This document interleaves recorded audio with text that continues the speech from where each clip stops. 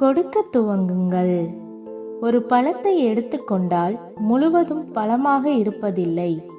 அதில் சிறு பகுதி விதையாக இருக்கும். இந்த விதையின் நன்மை என்னவென்றால், விதையை மறுபடியும் விதைத்து பல பழங்களை பெற முடியும்.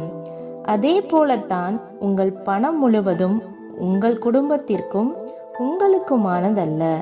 அதில் விதைக்க வேண்டிய ஒரு சிறு பகுதி இருக்கிறது.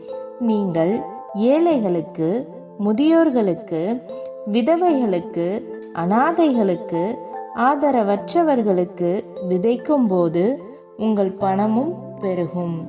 ஆகவே ஏழைகளுக்கு உதவுங்கள்.